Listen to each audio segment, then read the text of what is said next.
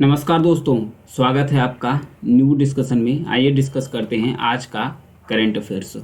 कपास पर संसदीय पैनल की रिपोर्ट आई है, उसमें क्या कहा गया है? कपास में कहा गया है कि जो जूट मिल है वो बंद पड़ी है और जो कपास क्षेत्र है उसका जो एरिया डैमेज हुआ है उसके लिए एक छत्र नीतियां बनानी चाहिए, बनाने की सलाह दिया गया है किसके द्वारा? संसदीय पैनल के द्वारा। तो इसलिए कपास चर्चा में आ गया था। तो आइए जानते हैं कि भारत और पूरे विश्व में कपास का उत्पादन सबसे अधिक कहाँ होता है और कपास की खेती के क्या क्या फायदे होते हैं और कपास के बारे में भी जानते हैं। कपास भारत में खेती की जाने वाली सबसे महत्वपूर्ण ये व्यावसायिक फसल है। ध्यान रखिएगा, जो कपास है ये एक व्यावसायिक फसल है। कुल वैश्विक कपास उत्पादन का लगभग 25% यानी कि जितना भी कपास का उत्पादन विश्व में किया जाता है उसका 25% केवल भारत में ही किया जाता है। भारत में इसके आर्थिक महत्व के साथ साथ इसका जो व्यापारिक महत्व भी है, इसलिए भारत में इसे कपास को व्हाइट गोल्ड भी बोला जाता है। कपास को भारत में क्या बोला जाता है? व्हाइट गोल्ड का भी दर्जा दिया गया है। भारत में लगभग 67% तक कपास वर्षा आधारित जो क्षेत्र है वहाँ पर उपजाए जाते हैं। अब बाकी जो 33% होता है यानी 33% वो सिंचित एरिया में उगाया जाता है, जहाँ पर इसकी सिंचाई आसानी से की जा सकती है। भारत के सिचुएशन के बारे में देखते हैं। कपास को खेती को लेकर भारत में जो कपास की खेती बड़े पैमाने पर की जाती है।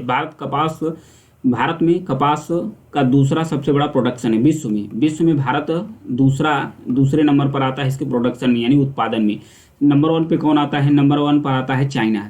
यानी विश्व में सबसे अधिक जो कपास का उत्पादन करता है वो है चाइना और दूसरे स्थान पर भारत आता है। कपास का उत्पादन मुख्य रूप से भारत में 11 राज्यों में किया जाता है, जिसमें गुजरात, महाराष्ट्र और तेलंगाना की हिस्सेदारी बड़ी लेवल्स पर है। इसके ट्रिपल भूमिका है। कपास की ट्रिपल भूमिका क्या है? तिहरी रोल्स क्या है? भारत में कपास भोजन के लिए भी इस्तेमाल किया जाता है, चारा के लिए भी इस्तेमाल किया जाता है और उसके बाद फाइबर के लिए भी इस्तेमाल किया जाता है। फाइबर के लिए इस्तेमाल किया जाता है जिसका कपड़ा बनाया जाता है। इसलिए इसका ट्रिपल रोल होने के कारण कपास भारत में काफ़ी महत्वपूर्ण हो जाते हैं। कपास के घटक के बारे में बात किया जाए तो इसमें जो 36% होता है, 36% फाइबर्स होता है जिसका इस्तेमाल किया जाता है कपड़ा बनाने के लिए। और उसके बाद 62% है इसमें बीज उत्पन्न होती है। 62% इसका बीज उत्पन्न होता है। बीज का इस्तेमाल किया जाता है जो बिनौला का तेल होता है, वनस्पति तेल होता है, उसके उत्पादन के लिए, जिसका इस्तेमाल लोग खाद्य के लिए करते हैं, मतलब खाने के लिए करते हैं। इसका 2% अपशिष्ट बनता है जो खाद्य के लिए बनाया जा सकता है, मतलब खाद्य प्रोडक्ट्स बनाया जा सकता है। बाजार में अगर इसके योगदान की बात किया जाए, कपास यानी कि काटन को, इंग्लिश में इसे काटन बोलते हैं, काटन को सरसों और सोयाबीन तेल के बाद जो बिनौला का तेल होता है भारत का तीसरा सबसे बड़ा घरेलू उत्पादित वनस्पति तेल है। यह फीड केक में उत्पादन के स्थान पर दूसरा स्थान रखता है। सोयाबीन अग्रणी है। कपड़ा प्रभुत्व के बारे में बात किया जाए तो कपड़ा उद्योग में कपास प्रमुख एक फाइबर के रूप में इसका इस्तेमाल किया जाता है। कुल खपत का लगभग 2/3 कपासी, मतलब कि कपड़ा जितना बनता है उसका 2/3 हिस्सा सप्लाई कौन करता है? कपास के द्वारा, यानी काटन का ही इस्तेमाल किया जाता है। अगर इसके टाइप की बात किया जाए तो ये खरीफ फसल है। ध्यान रखिएगा, यह है एक खरीफ फसल है। खरीफ के सीजन में कपास को उत्पादित किया जाता है, मतलब इसका प्रोडक्शन किया जाता है। क्लाइमेट, अगर जलवायु की बात किया जाए तो जलवायु 21 से 30 डिग्री सेंटीग्रेड की आवश्यकता पड़ती है, तापमान की आवश्यकता पड़ती है। और उसके साथ साथ 180 दिन में कपास तैयार हो जाता है। रेनफॉल यानी बारिश की बात किया जाए, वर्षा की बात किया जाए तो 50 से 100 सेंटीमीटर तक वर्षा की आवश्यकता पड़ती है। बहुत ज़्यादा वर्षा की आवश्यकता नहीं पड़ती है।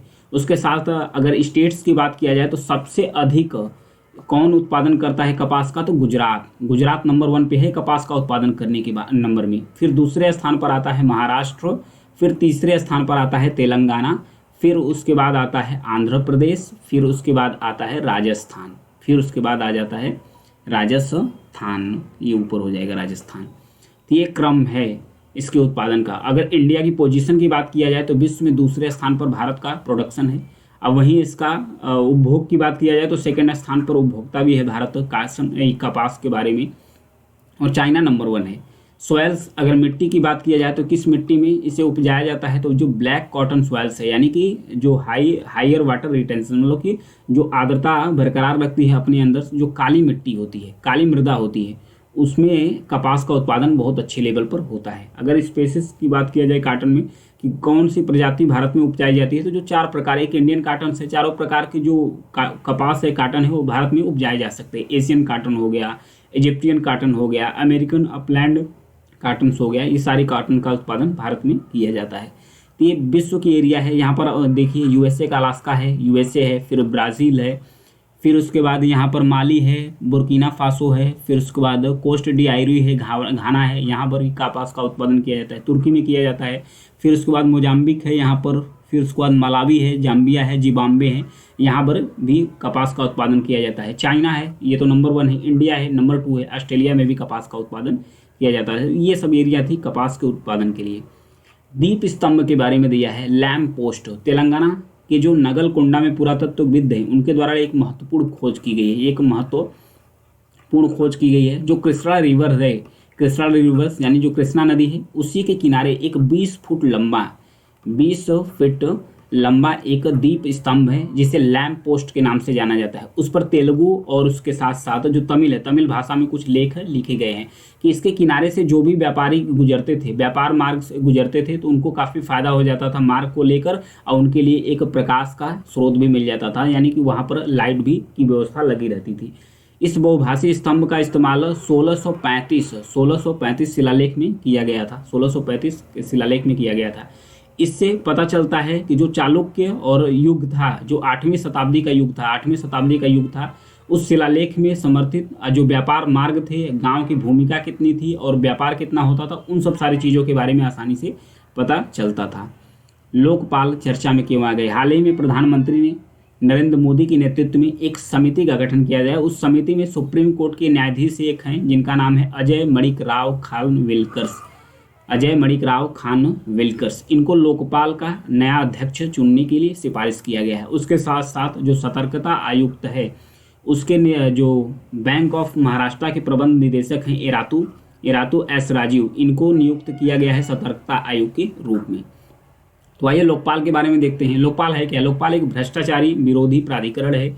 इसे लोकपाल निकाय के रूप में जाना जाता है, जो सार्वजनिक हित का प्रतिनिधित्व करता है। लोकपाल अधिनियम 2013 में इसे पारित किया गया था। 16 जनवरी 2014 को इसे लागू किया गया था। लोकपाल का जो उद्देश्य है, सार्वजनिक पदाधिकारियों के खिलाफ भ्रष्टाचार के आरोपों की जांच करना।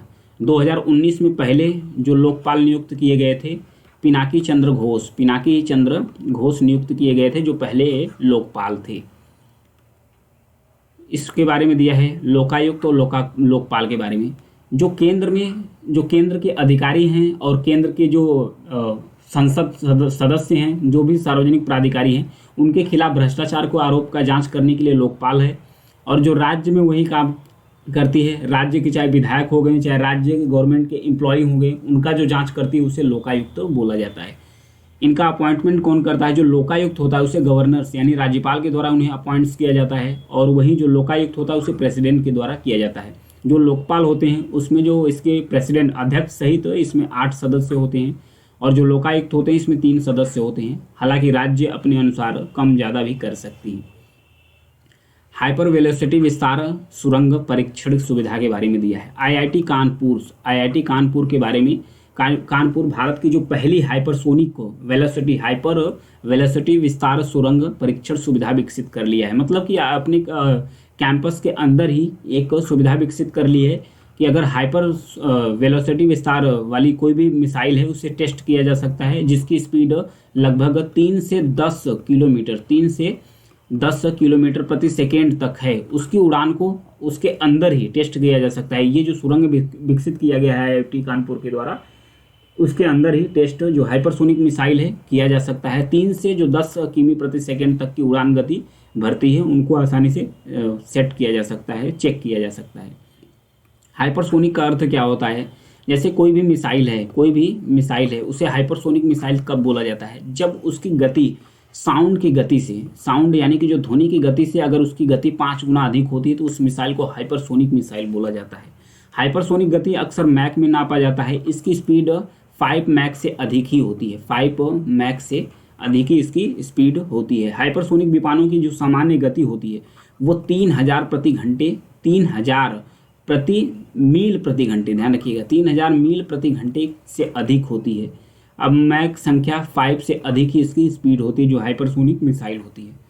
आगे है, लाल बौना तारा का एक सैटेलाइट यानी कि एक्सोप्लैनेट खोजा गया है। किसके द्वारा? एक्सोप्लैनेट का नाम क्या है? ट्वाइस 71520 यानी कि TOI 71520 इसका नाम है, ये जो खोजा गया है।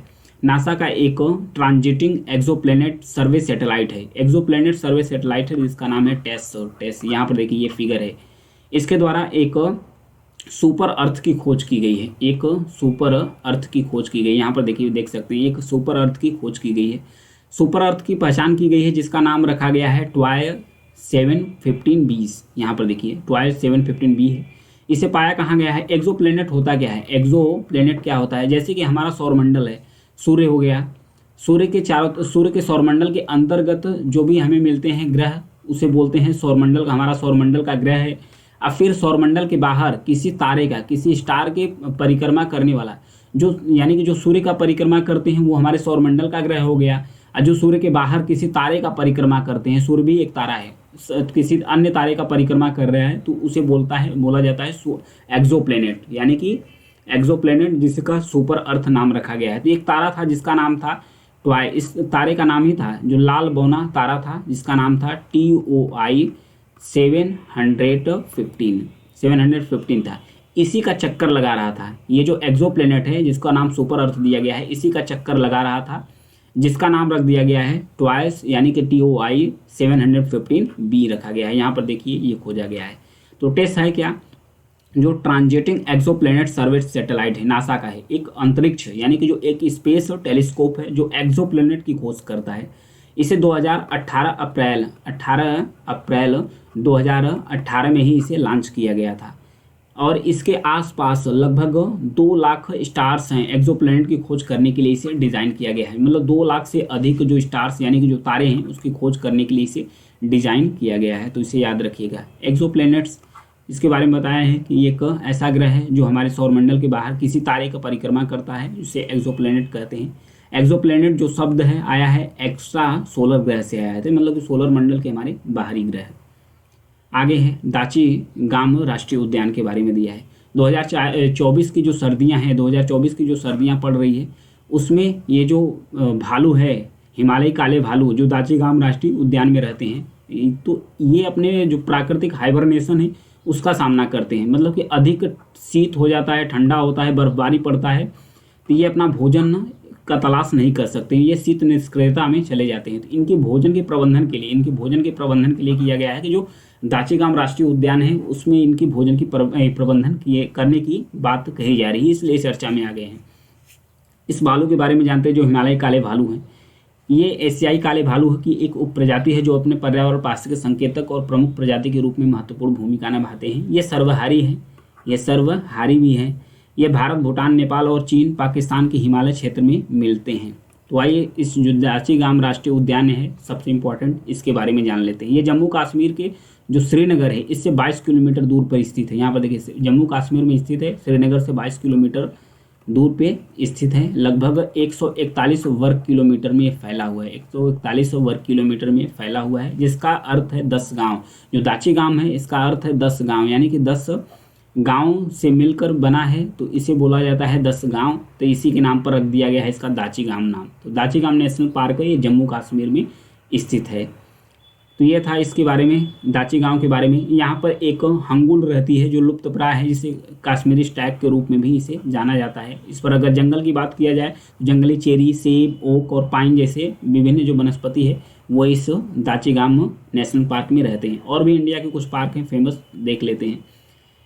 कार्बेट नेशनल पार्क है जो उत्तराखंड में स्थित है। और फिर कांजीरंगा नेशनल पार्क जो असम में स्थित है। फिर सिमलीपाल नेशनल पार्क जो उड़ीसा के अंतर्गत स्थित है। फिर यहाँ पर यह है ग्वेंडीज नेशनल पार्क है, ये तमिलनाडु के अंतर्गत है। ये है बांदीपुर नेशनल पार्क जो कर्नाटक के अंतर्गत है। संजय गांधी नेशनल पार्क महाराष्ट्र के अंतर्गत है। गिर नेशनल पार्क गुजरात के अंतर्गत है। तो ये कुछ फेमस नेशनल पार्क थे। तो आज के लिए इतना ही है। Thank you.